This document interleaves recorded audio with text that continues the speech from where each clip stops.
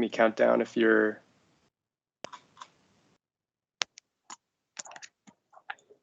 Excellent.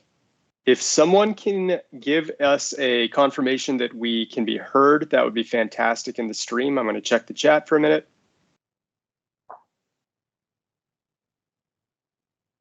Winston says straight on to Ethereum. Don't worry, we will definitely be touching on that.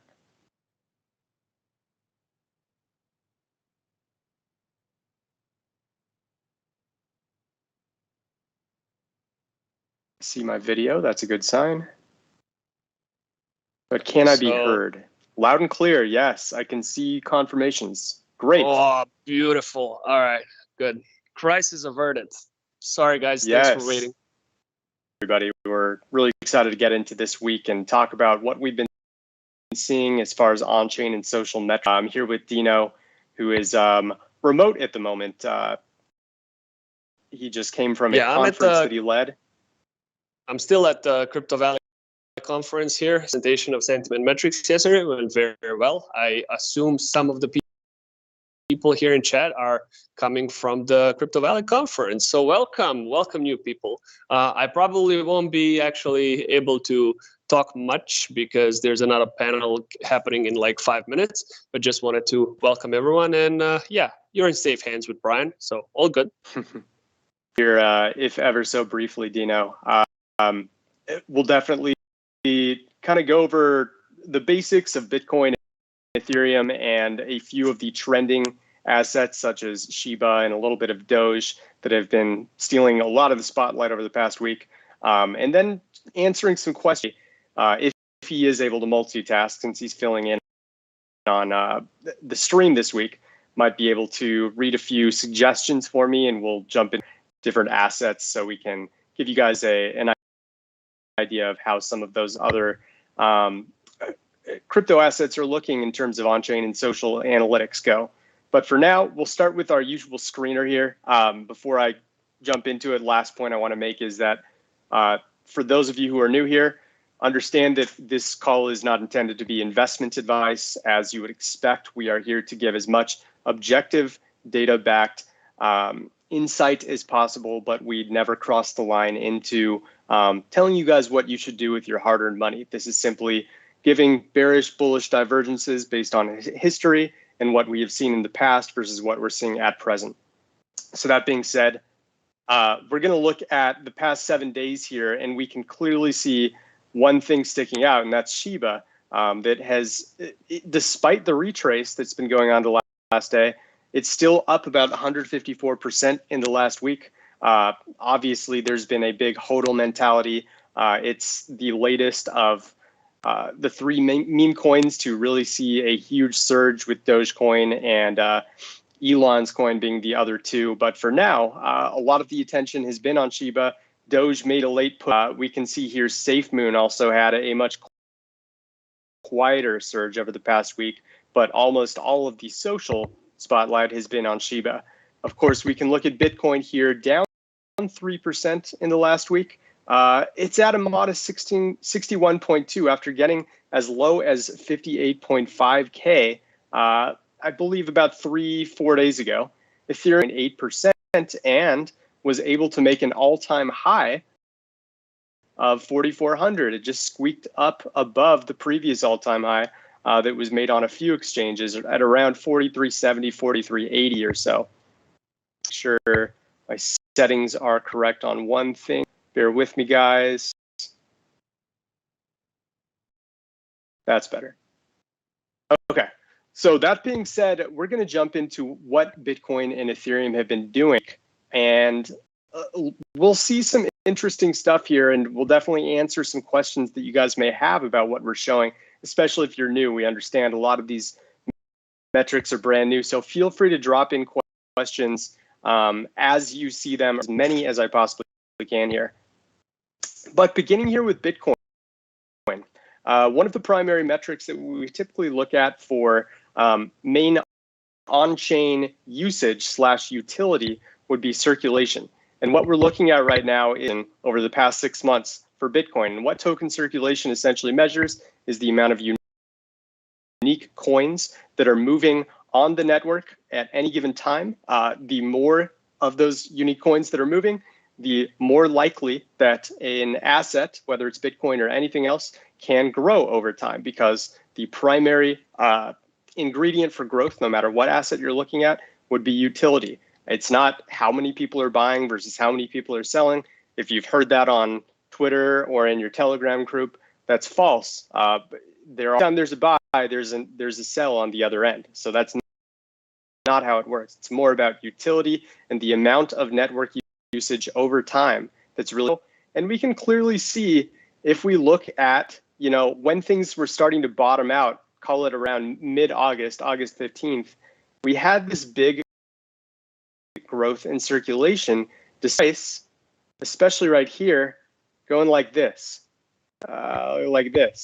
And that is telling us that we are, or at the time, we're seeing a bullish divergence in terms of circulation. This is the kind of signal that you would want to look for to feel confident that something an inevitable dip that can be bought, and eventually a surge would occur. And that's exactly what happened. Mid-September and the very end of September, this was the small window where circulation was growing and the price inevitably soared moving into October, where we eventually got above 67K for that new all-time high in Bitcoin. That being said, we're looking at NVT here on the model, which can as to how that circulation is actually looking compared to market cap. So what this is essentially doing is looking at that same token circulation, but it's adjusting in real time depending on where the price is. 5-color spectrum where red, as you would expect, would be bullish. Bright green here would be red would be bearish, green would be bullish, and then orange would be semi-bearish, yellow is neutral, yellow-green is semi-bullish. Right now, after we saw about 7 straight months of bearishness, we actually have jumped back into semi-bullish territory almost out of the blue. Here, this white line would be the average price of each day from pre. We absolutely skyrocketed once we got into semi-bullish territory. Into the egg, right? Sometimes circulation will happen before the rise, and sometimes it'll happen as a result of the rise as people are FOMOing in. What we saw back on this graph, if I can find it, there we go. What we saw is that most of the circulation was happening and growing during this mid-September to late September stretch, where the price was actually kind of the leading indicator, and then circulation started to stay up as a result of us getting near all-time highs. But even at the beginning of the month, it was looking much better right here compared to what we were seeing in early August all the way up until mid-September. So long story short, these 3 hash marks here are the past 3 days of Bitcoin circulation, and they're all actually below the average for October, which is a good thing. Lower means the ratio is better compared to market cap. So as long as we're seeing healthy hash marks like this, it's a pretty good sign that circulation is in a good spot to imply growth for price. Of course, this is only one metric, and there are several different factors that really need to be looked at in terms of where Bitcoin will go next, and we'll jump into those in just a moment. But long story short, Can you hear me? I can hear you, Dina. Yep. I mean, my connection is super choppy because we're still at the university here. But just wanted to say, since we're talking about MVT, what you might want to also look into is the mean dollar invested age for Bitcoin, which has started to drop off relatively significantly over the last week and a half. So usually, without going into exactly how this metric works, what you're usually seeing is when mean dollar invested age chart or slope moves in the upward direction, that means that on average coins are becoming more and more dormant. Not a lot of people are moving Bitcoin on the network. There's less of a value transfer and value accrual on a daily level. Generally speaking, these sort of movements towards a more dormant network have not been great for BTC. What we have seen actually since the all-time high, which is quite interesting, is once again slope moving in the downward direction, which historically speaking has actually been positive for BTC. So show us, Brian, the entire history of Bitcoin and the mean dollar invested age, and you will see over the last 7 years, generally speaking, even though this is a fairly small blimp in the grand scheme of things, generally speaking, these large downward slopes point to a period where there is a large amount of, so generally speaking, units of Bitcoin are moving more actively between addresses. So their age, quote unquote, is becoming younger because they're staying less and less time in their current addresses. So there's more value transfer on the network, there's more value accrual. And as a result, right, from a fundamental perspective, relative to their market value, to the market valuation of Bitcoin, it can be even undervalued, right? So we have generally been quite skeptical of mean dollar invested age chart between like May and September go upward, pointing to the fact that, generally speaking, people have been hodling, and there hasn't been a whole lot of just means of using Bitcoin as using Bitcoin for remuneration, using value on the network. Looks like And Dino may have. as you can see from this chart, am I back? Cut out for about 2 seconds, but you're back. Sorry. All right. Anyway, before I go again, yeah. So last week and a half, there's been a decline in mean dollar invested age. So this is in line with the large growth in the token circulation. Both of these charts, what they mean is that more and more Bitcoins are being moved on the network, which historically has been a good sign.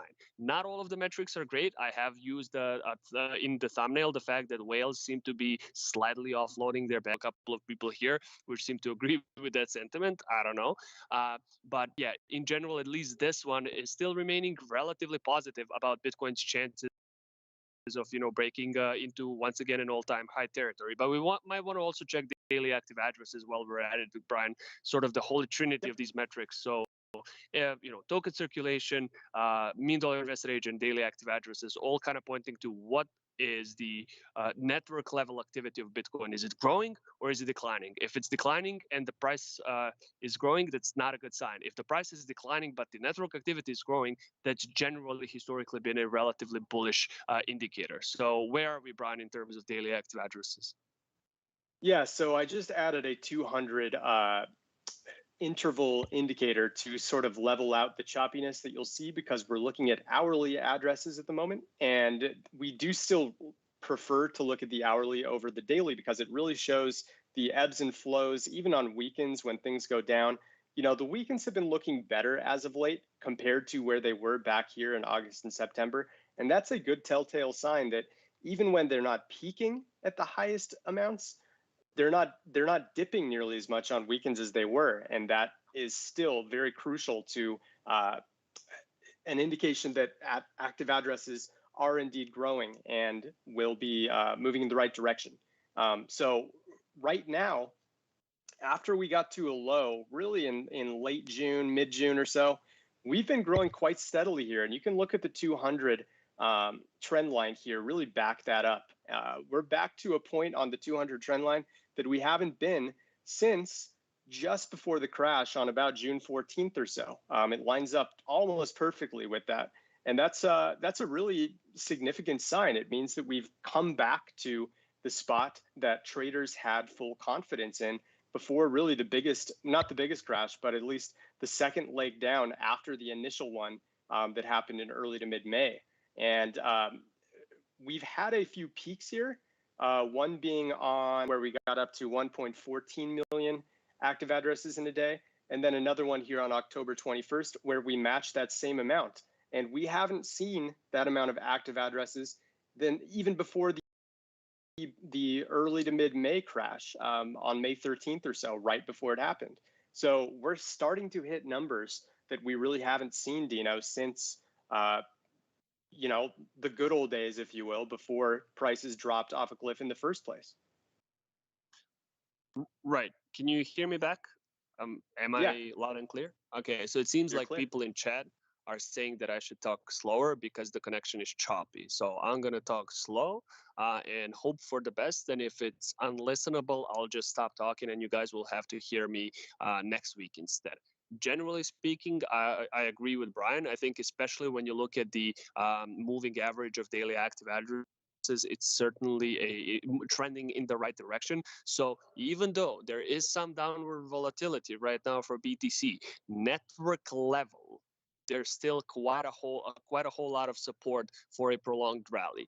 Now, that doesn't necessarily mean that this is where we are headed, but what I would keep an eye on, especially in the next week, is what is going to be the overall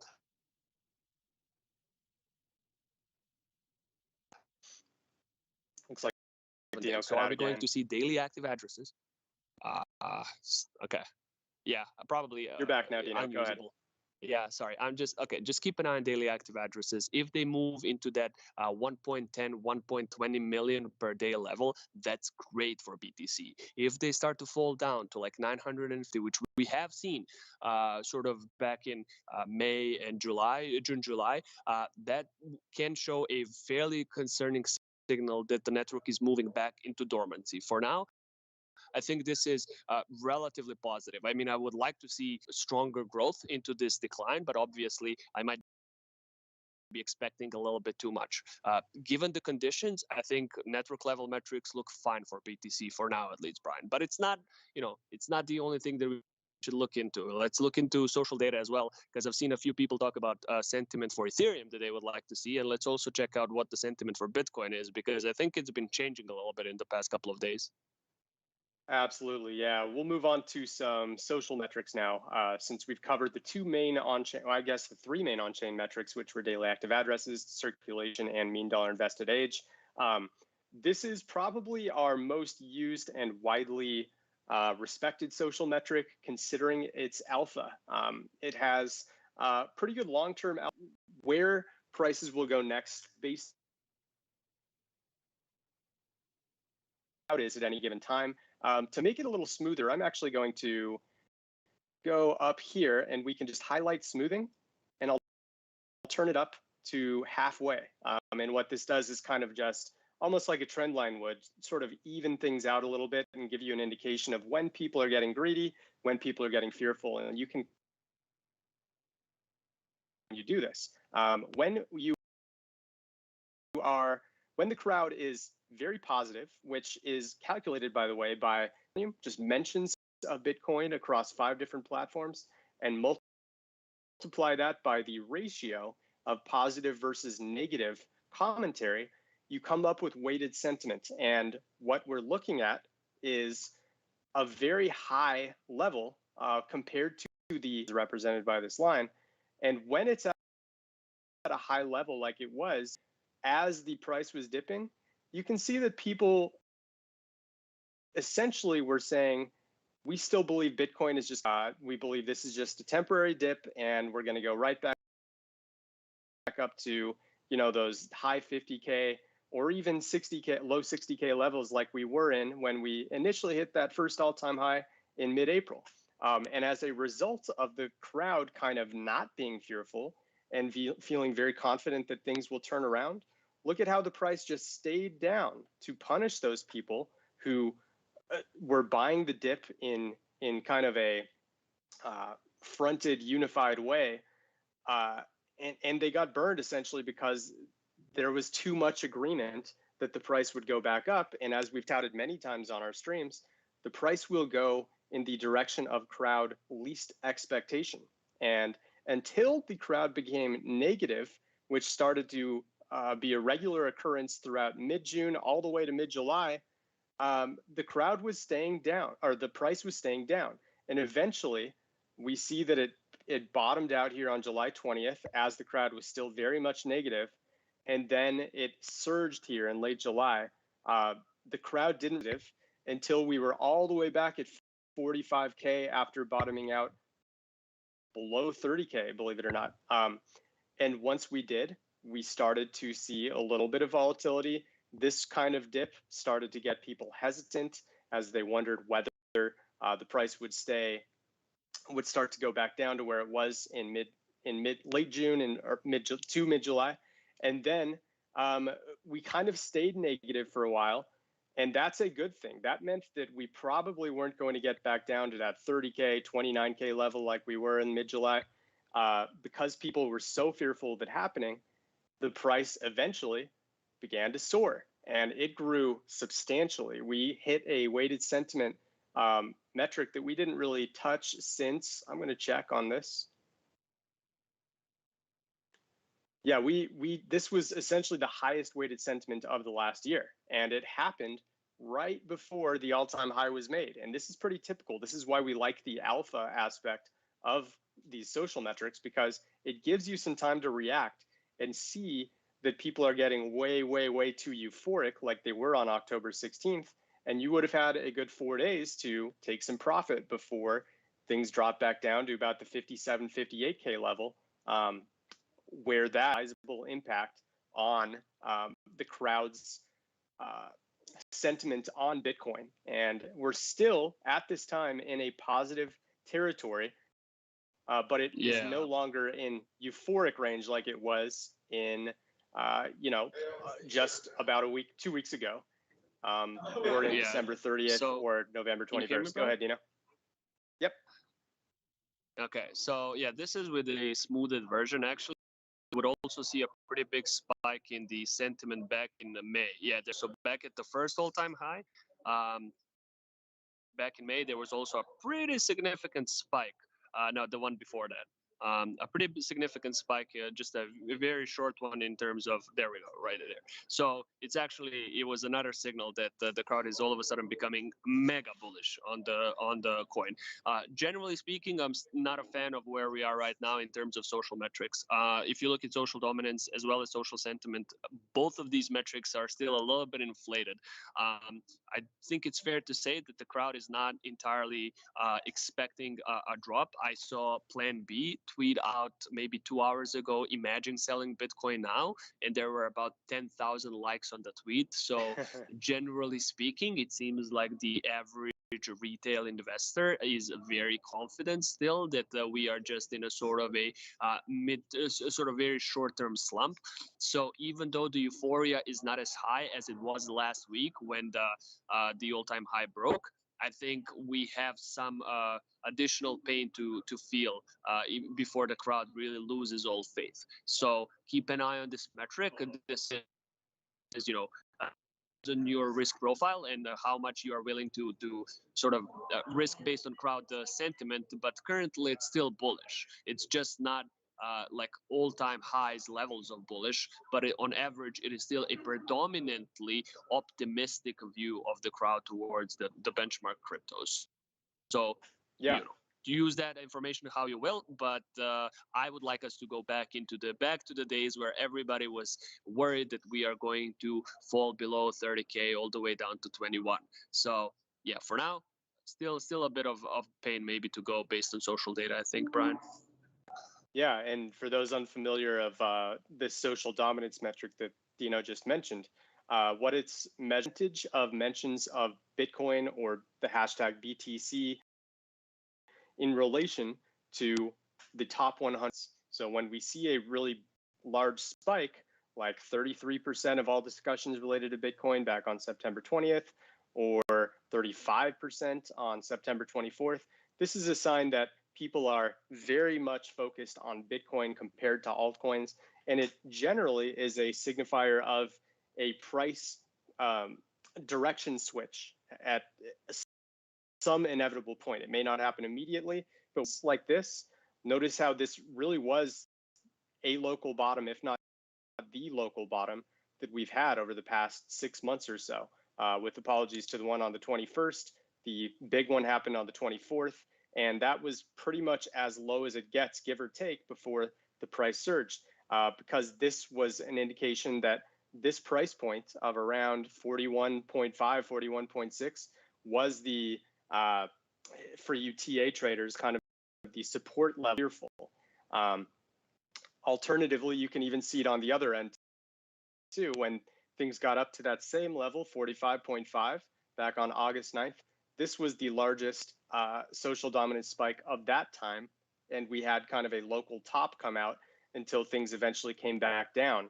So social dominance is very useful, especially in altcoins, which we might be able to touch on for a few alts at the end of the call. It's useful when it's at extremes. Can we look into sentiment for Ethereum, Brian? Because I saw a few people, I think Winston was mentioning it at the start of the stream. Yeah, let's see what the people are saying about ETH. So both in terms of social dominance, like how much are relative to other coins, but also in terms of social sentiment, like are they bullish or are they kind of staying put? So it seems like social dominance yesterday in particular was extremely high. What was that, like the 15%? So 15% of all coin related chatter that we have collected with our data, and this is, guys, this is hundreds and thousands of messages. 15% was on Ethereum, which is relatively the highest high in about 7 weeks. Yep. So yeah, keep that in mind, that generally speaking, it seems like there's quite a bit of attention to ETH at the moment. And what about sentiment, Brian? Is it similar to Bitcoin? Is the crowd still predominantly hyped, or what's going on? So interestingly, it's at a low point. This could be just a partial point of data, though. So it may have to be taken with a grain of salt. Just smooth it a bit to like 3 or 4 points, because we're still, yeah, exactly. So here is probably a more accurate representation of where we are, because the last point of data is still being computed. So if you don't smooth it out, it might look a little bit over dramatic. But it seems like overall, actually, it's not that bullish. So for me, I mean, obviously it's not the only metric to keep an eye on, but I would like us to see you go down a little bit further, though, in terms of sentiment. But yeah, just from a bullish perspective, or from a sentiment perspective, you can see that both Bitcoin and Ethereum had a pretty significant spike last week. The difference between Bitcoin and Ethereum now is that BTC people are still it seems like people are expecting a correction now. It seems like they think it's a bit overvalued, which is, I like that. I like generally when people are skeptical about the coin. That being said, I would like us to flop down even further in terms of sentiment. But relatively good sign, right, Brian? Absolutely, yeah. We're more or less in a neutral territory right now. As I said, extremes are what you want to look for both weighted sentiment and social dominance, but these are what you want to avoid. As we can see, right as October 21st was rolling, we hit that local top, and it came back down until we started to get a little more neutral. And that's when the crowd basically calmed down about the euphoria. And just as you will often see with weighted sentiment and social dominance, once the crowd is more neutral or negative, that's when prices tend to take off, so that the crowd is essentially caught off guard, and the whales who are controlling the prices are the ones who can successfully get the price up without much resistance. Going back to Bitcoin, before we sort of transition into all of the Ethereum and other altcoin discussions, let's take a look at what whales are doing. I wanted to make sure to hit on that. Yeah, so I'll just put in a few comments, and then I need to run to our booth. Guys, I'll be back next week. Brian and I will both be back home with our cameras, our beautiful faces, and the stream will run a bit more smoothly. In the meantime, though, I've been talking about this chart with a few people here. I've been showing our metrics, and generally the chart that people most want to see is what are Bitcoin whales doing. There are a lot of asset management platforms here. There are a lot of custodians here at the Crypto Valley conference, and it seems like many people are targeting these large institutional investors, and they believe this is where I don't know, the future of crypto is. So this is one of the charts that we use to try and track the behavior of these large players. This is a chart showing the total holdings of any address between 100 and 10,000. In the past, like 3 days, they have dropped by, I believe, about 30,000 Bitcoin. So it's not the biggest drop ever in the history. However, it is indicative of a potential lack of confidence exhibited by certain whales. So certain large addresses might be looking into a short-term profit-taking, moving into a short-term profit-taking position, mitigating a little bit of risk, and taking some money off the table. Now, obviously, you need to juxtapose this with other metrics to make sure that the context is correct. But historically speaking, in the last sort of 6 to 8 months, these offloading events, short-term offloading events, when it comes to whales, have sometimes coincided with periods of either price consolidation or price correction. So not a great sign that we're seeing some lack of confidence by specific whales in particular, but it is what it is. So finally, Brian, I'll just mention, make sure to check out MVRV. I think it's looking a bit more healthy today than it has looked last week when we were at like 18%, which was crazy. So now we are, I think, in a more sort of stable territory for BTC. We're not undervalued yet, but we're not mega hyped and mega over. I'll leave you guys to it. Have a great day. Brian, keep showing a few metrics about BTC, and let's take a few questions from the audience as far as what else they want to see. And I'll talk to you all next week. You bet. Great stuff, Dino. Thank you. Thanks, guys. So looking at the MVRV metric here, this is what the time frame we typically like to look at as far as just kind of swing trade strategy.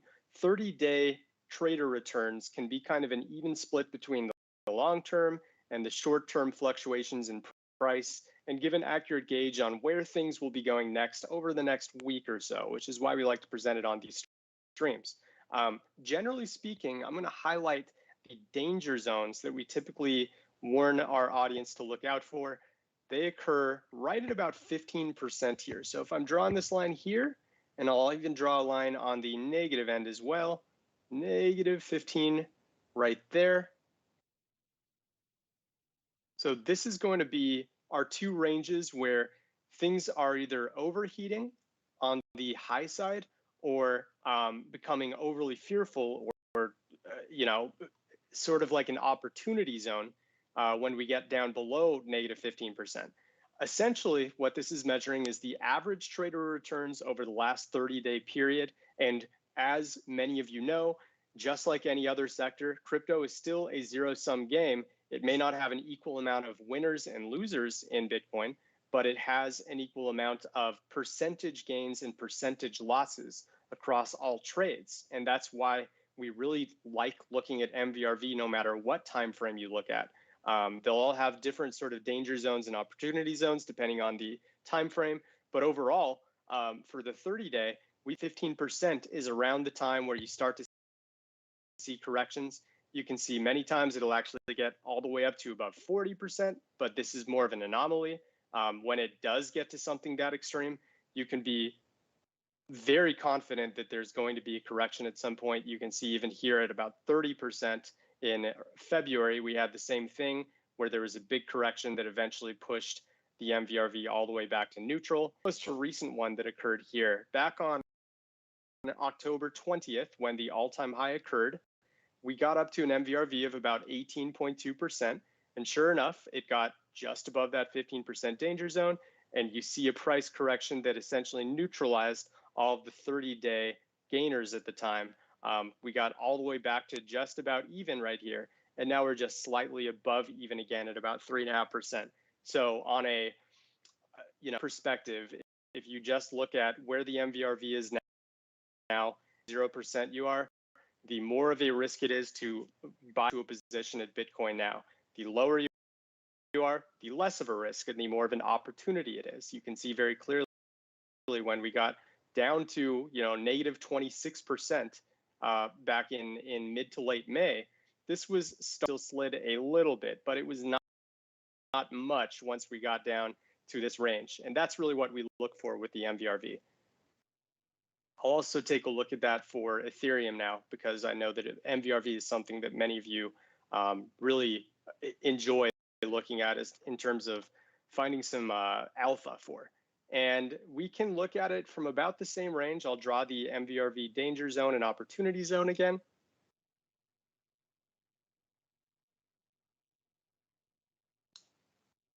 Plus 15 and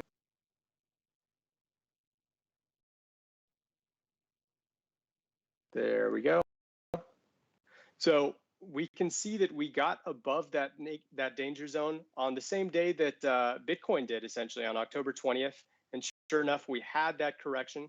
But unlike Bitcoin, it didn't go, the MVRV didn't get neutralized because Ethereum was kind of staying over 4,000 for the majority, I know. But even though the MVRV was high, notice how zone, and that's part of why price was able to get to that all-time high of 4,400 yesterday. if we see the MVRV start to climb a little more, let's say Ethereum takes off to 4,500 as people are longs and really FOMOing in right now, that would be the indication that we're getting a little overheated again, just like we have in the past. So that's something to keep an eye on. But overall, we're in a spot for Ethereum compared to Bitcoin, but neither of them are currently. Moving on to some other Ethereum metrics now, just like we did for Bitcoin, we can start with circulation here. We can see by looking at, we'll just go for actually, that's totally fine because this is on the daily, not an hourly scale. Overall circulation is kind of treading water. It has not changed much ever since the correction that happened in late May to trade that volatility following the dip. We're kind of in a flat territory where we're hovering around, 900 to 920, 30,000 on a few days.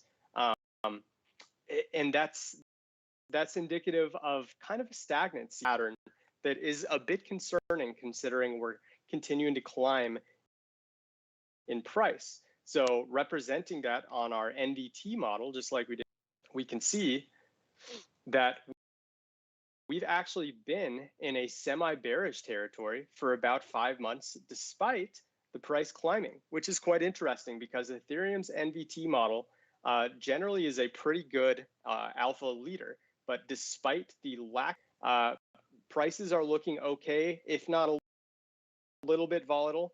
And, obviously, the main culprit for this would likely be the fact that Bitcoin has been okay bearishness in the last few months. The price has climbed, which has allowed Ethereum and obviously several other assets throughout the crypto sphere to thrive.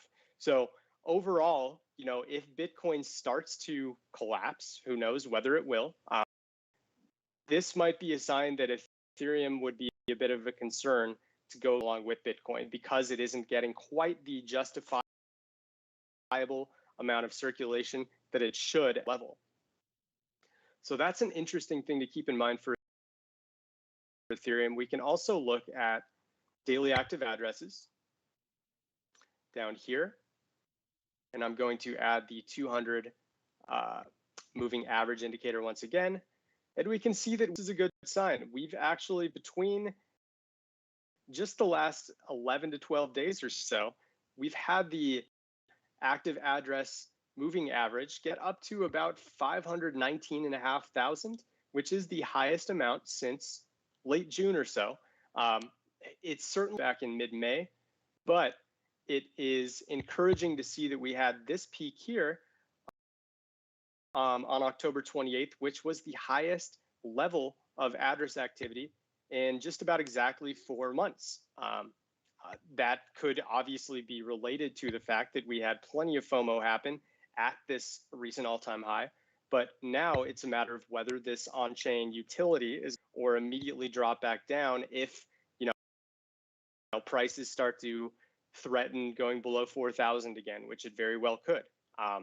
So very much in active addresses is a determiner of whether price can stay up or go back down. Reacts if the prices start to go back below 4,000, and if everyone is trying to buy the dip, that would be an indication that the address activity is going to stay high. It's an interesting one though, because if the crowd is too uniformly a believer of buying the dip, the opposite result may occur. And we can look at that by taking a look of buy the dip, which is represented here in blue. I'm going to take off short for just a minute so we can highlight just buy the dip. We can see spikes, as you would imagine, occurring as dip buy opportunities occur. But you'll notice when there are extreme spot here, you'll notice that the dip really didn't, or the price didn't really jump back up the way you would expect as the crowd wanted it to by buying the dip, as they were doing in very large waves back here on September 7th. And it didn't really actually start to bounce until September 13th, when the crowd was much less enthusiastic about buying the dip. So that just, sort of supports our mantra that the price will go in the direction of crowd least expectation. You can see it again here, the big spikes that occurred on September 20th following the dip, and the price didn't really jump back up until we had a smaller social volume spike. You can see it again here on September 24th, big buy the dip mentions, price continues to drop down until there really is not much interest on the buy the dip sign. The latest spike happened on October 27th as prices got back down to about 58.5K. And there was a bit of a jump, very minor, back to about 60K, but it stayed down until the social volume was back to about here. And once there wasn't much proclamations of it's time to buy the dip, that's when the price has started to rise again. And we got back up to 61.5K, which is essentially where we are right now. So that's interesting to keep in mind. And I'm going to add short to the mix as well, because oftentimes, especially when prices get too high, you'll see people say it's time to short, or when prices tend to go through a long plummet where people are becoming a bit impatient and the crowd is starting to capitulate, if you will. That's when you'll see a lot of people saying it's time to short. We think the price is going to go back down. And the biggest spikes occurred right at the beginning of October. There was just a mild dip going back down to about 47K at the time. And a lot of people were saying, okay, I guess we're going to go back down to 40K again, just like we were in late September and that lull that we had in July and August. When these spikes occurred, look what happened next. Boom, we have our huge bull run where price jumped. I can't highlight it here, but I can tell you, not from percentage gain, but from just raw price gain, 47.6 all the way up to the eventual Bitcoin all-time high of 67K. So more or less, the price jumped 30% or so. I'm just ballparking that number from basic math. We are currently seeing just a minor spike in short that occurred yesterday. And right now, not much of significance. So that's I guess, a neutral sign, right? You actually, if you're a bull, saying it's time to short, because that tends to be when it's rocket launch time and prices really surge.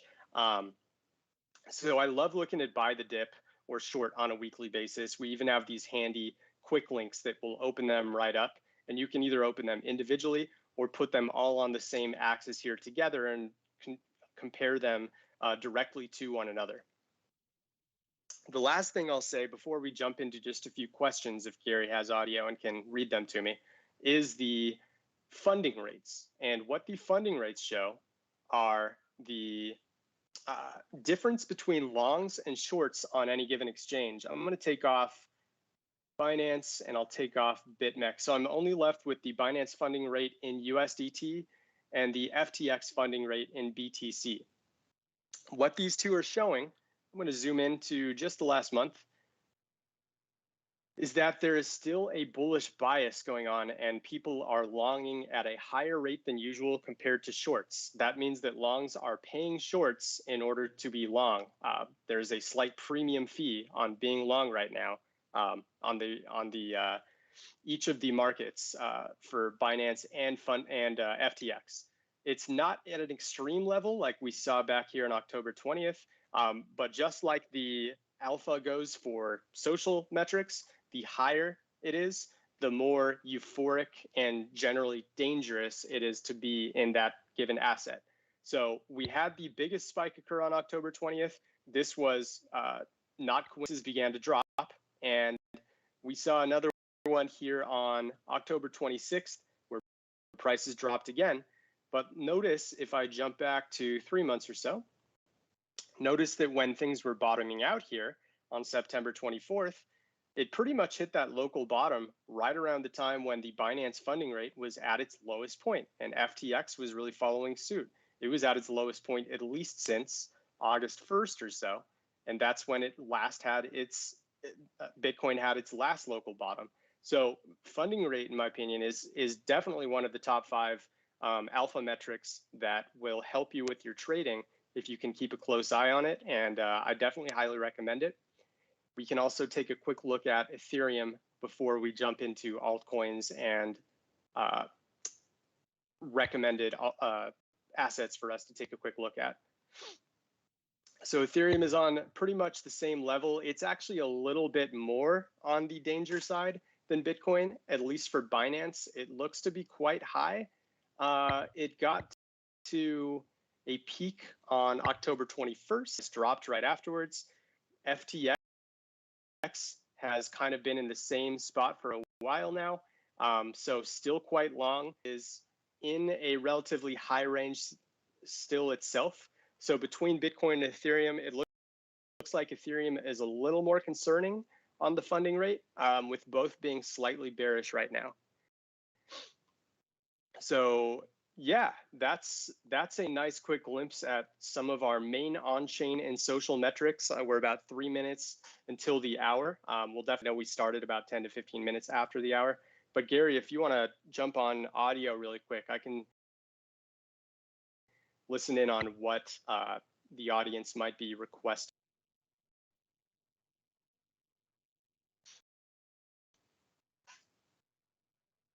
Let's take a look at Chainlink. So ERC20s are always recommended, which Chainlink is. The reason is that our platform has the most on-chain and social metrics for these variety of assets, simply because they're on the Ethereum chain and they allow us complete visibility on all of the metrics that we just looked at for Bitcoin. So taking a look at circulation for Chainlink to start out, let's maximize this a little more. And we see that it's ever since about, just about a month ago to the day, we've been hovering at around, looks like 3.8 million to 4 million link circulated per day, which is obviously a neutral signal. The reason it might be a little concerning is that circulation hasn't really improved despite price getting up to about $32, $33 about 3 days ago.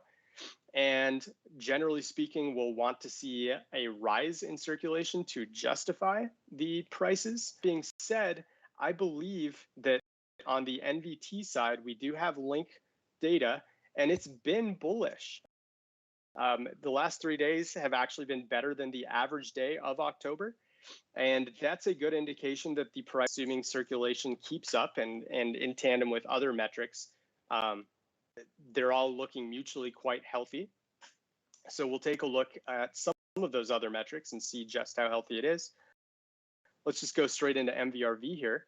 I'll take off these. Actually, I can leave these because it's going to be 15% as the danger zone, pretty much universally for any asset. So we got into danger zone territory back on October 25th, and not surprisingly, we dropped back down right afterwards and got to more of a mildly risky range of about 60, hovering at about 11 to 12%. So we're definitely approaching that high territory again, but we're not quite there yet. But it is of more risk than usual at the moment for MVRV. Heading down to address activity, we'll see if there's anything here. It doesn't look like it's anything of significance, maybe a very mild rise that we've seen over the past 10 to 11 days.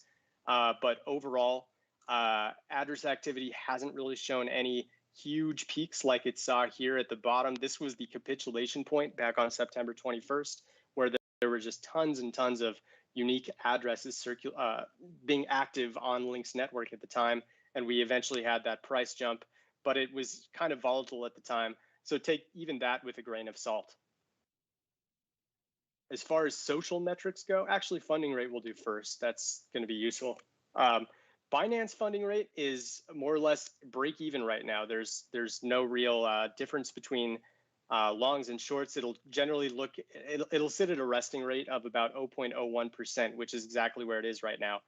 FTX, on the other hand, still looks to be quite high, which is interesting. So even though Binance traders are kind of hanging out in neutral territory right now, FTX still looks to be quite long on Link.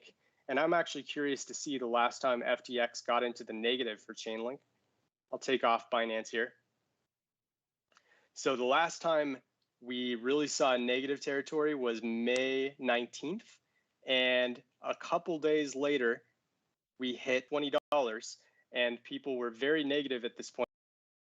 But look at how things just jumped instantly once it did hit that $17 range, pardon. And we stayed negative a little bit longer, kind of got into the positive range. And right after the positive range, look how the price plummeted. So as far as inverse correlations go, this metric is holding quite well, even compared to Bitcoin, Ethereum. We can see that it's really been in positive territory for more or less for about almost 3 months straight now, which is a mild concern.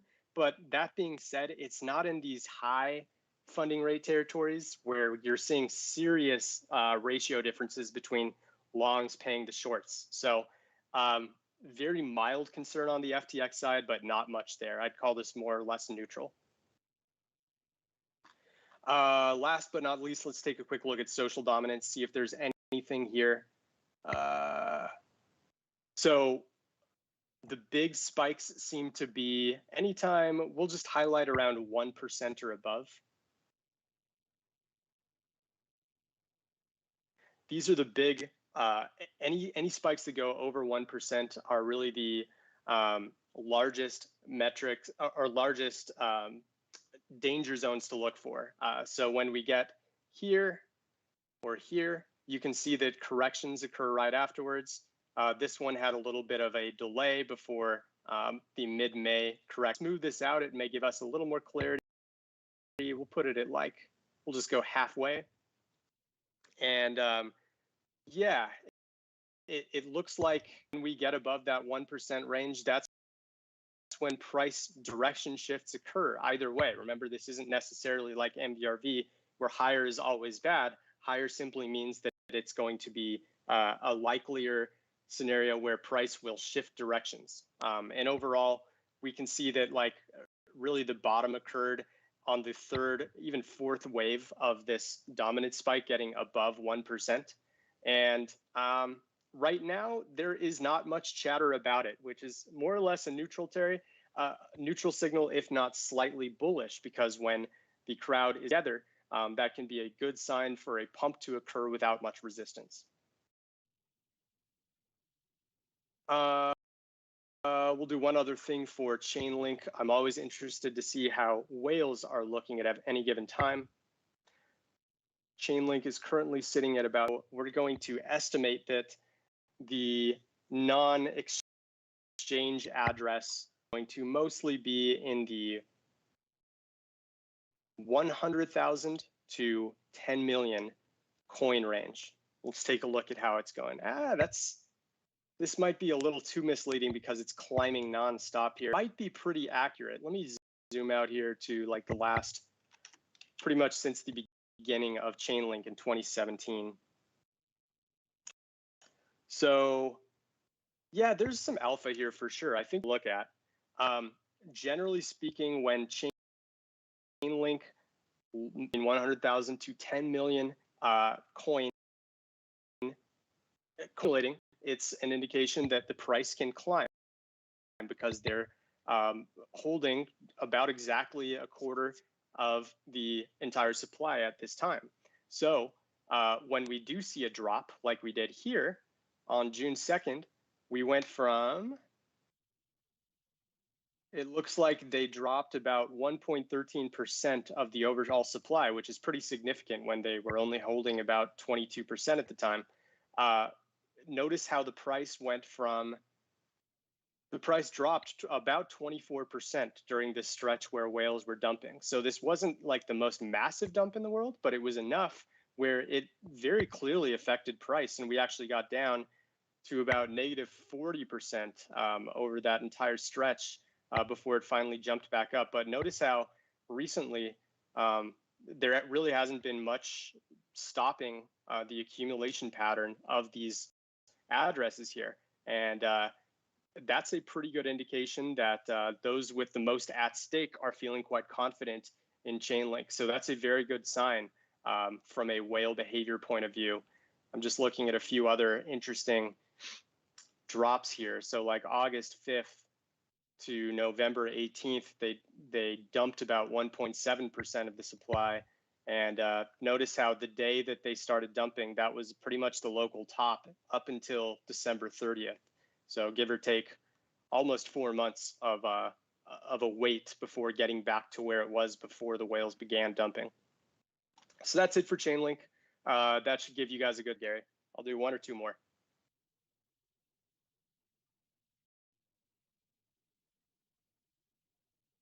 Let's do XRP first.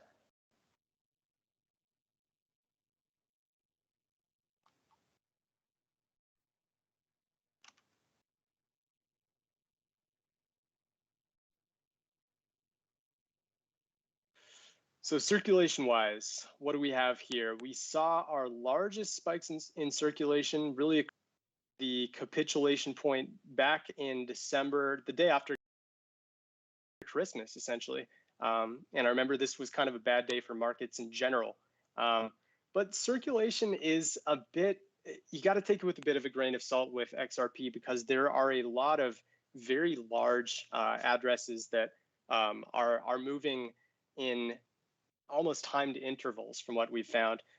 It's also worth noting that there are lots of new coins being generated at a pretty consistent pace for XRP. So I'm not going to give this too much attention. I don't think it provides really too much alpha compared to some of the other metrics. MVRV, on the other hand, absolutely is important for XRP, just like it is for any other asset. I'm going to stretch this out. So looking at just the past 6 months here, if that can stay, thank you. We were last really in a 15% plus danger zone. More or less just barely we hit it on October 9th. And literally the same day, later that day, we had the local top, which we still haven't returned to for XRP. So MVRV was a very great metric to be looking at the time if you were trying to take profit in XRP.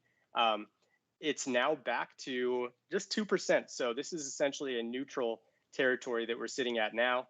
We can see very clearly that its highest point back on August 14th was right at the local top. And then it eventually hit a danger zone point on September 6th, which was the huge local top for a lot of assets. And it also noticed that when it gets into the opportunity zone here in negative 15% or below, that is definitely the time to buy. We can see it here, we can see it here, and we can see it here. So very consistent and reliable metric here with the 30-day MVRV, and right now we're neutral. Looking at social dominance, seeing if there's anything here, not really. We saw, it is interesting that social dominance is a very good top indicator for XRP. We saw that on September 6th, it got to its highest point of about 3%, and the price dropped off a cliff. We saw here, this was more of a bottom indicator on September 13th, or 30th that was, and prices jumped right afterwards. But most of the time, it's going to be a local top indicator here, here, here, and here. Social dominance-wise, nothing special happening right now. Funding rate, let me add the Binance rate back on as well.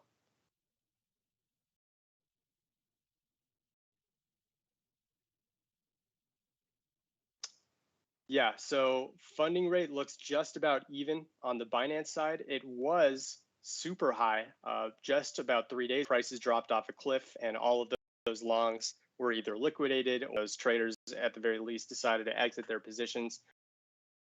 We saw the same thing here right before the price dropped off a cliff. People were very much in favor of longs over shorts. And on the FTX side, it looks a little more dangerous. We actually got into short territory briefly for FTX before prices went a little bit lower. So these shorters actually gained some profit riding the wave down before going long again. And now we're in a higher range than usual, looking at about 0.00323% on FTX. So a little bit concerning, but Binance is average. So I'd call this very, very, very mild right side.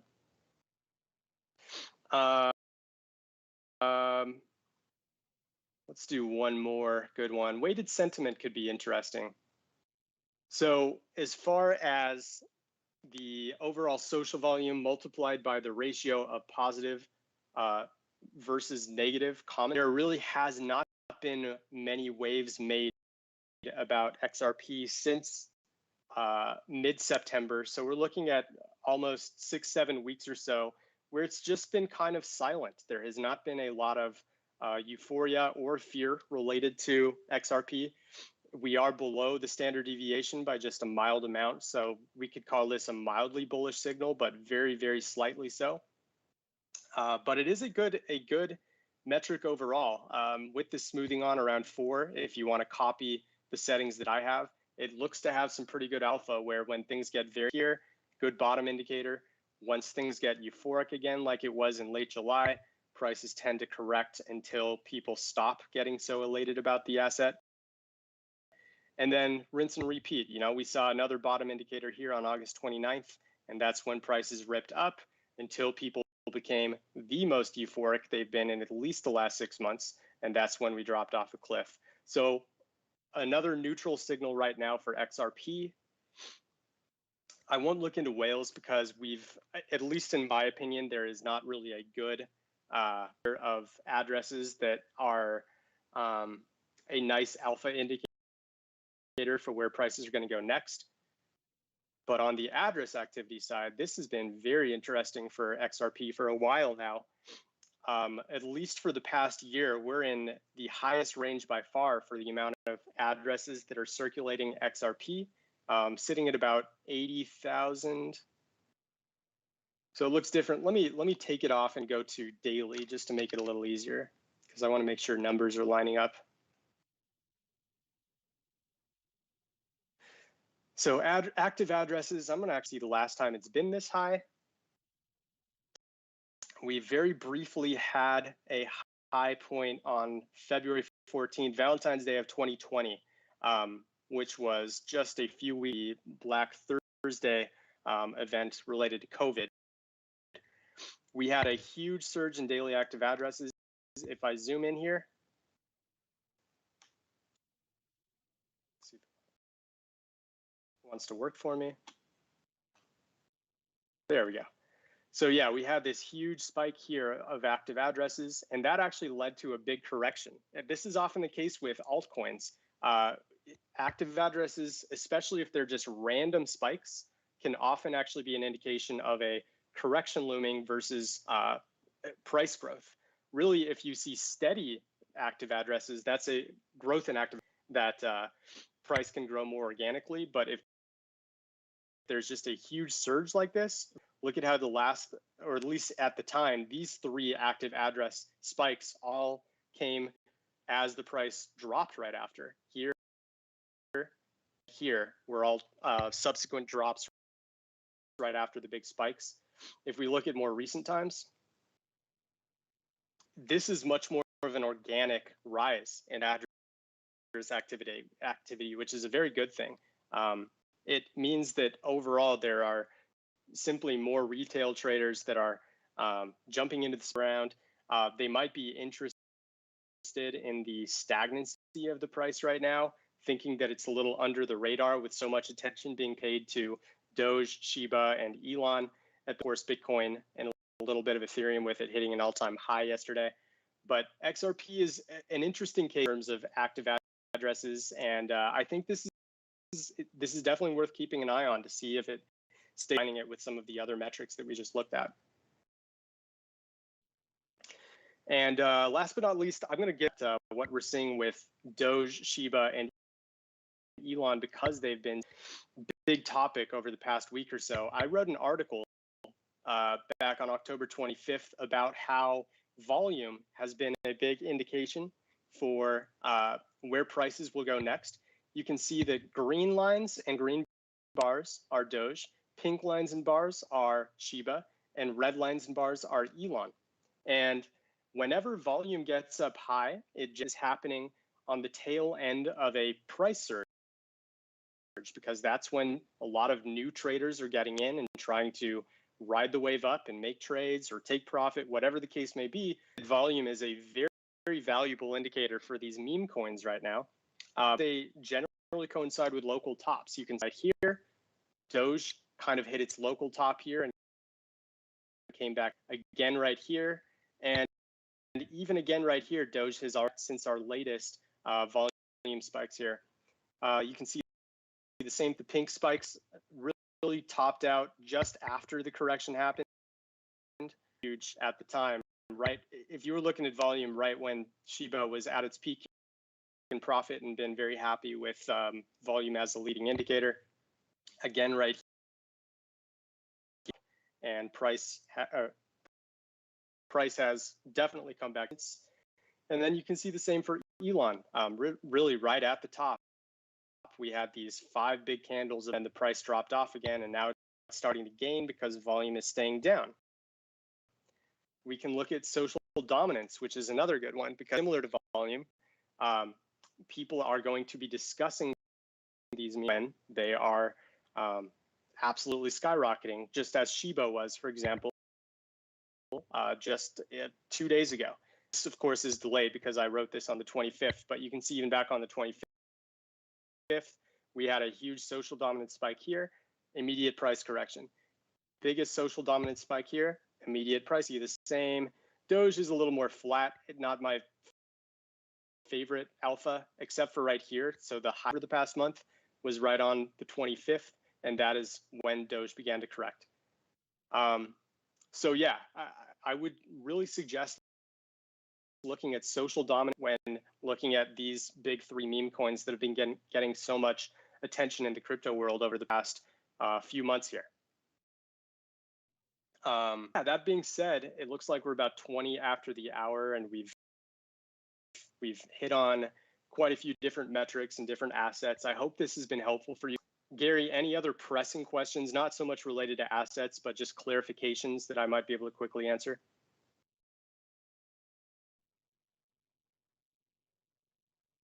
Okay, very good, guys. Well, I want to thank you all for sticking with us for the 10 to 15 minute delay we had in getting this stream up. Gary, I want to thank you for kind of filling in and getting everything up and running. And I do want to remind everyone, go to your account settings here and generate a referral link if you would like to tell friends and family about our platform. And we actually give 25 to 35% of their initial sign up to you. This is our way of kind of giving back to our community for helping spread the word. It's been amazing watching the size of our audience really take off over the last year or so, particularly in the last 3 months. And we just hope that you guys are liking and subscribing to these videos to help the algorithm and get more people to discover us, because we really think we're doing something unique here that we try to take on what's happening on the on-chain and social side of cryptocurrency. So that being said, I want to thank you all. I have Dino back with me here for the full stream next week. Take care, be safe, and enjoy your weekends.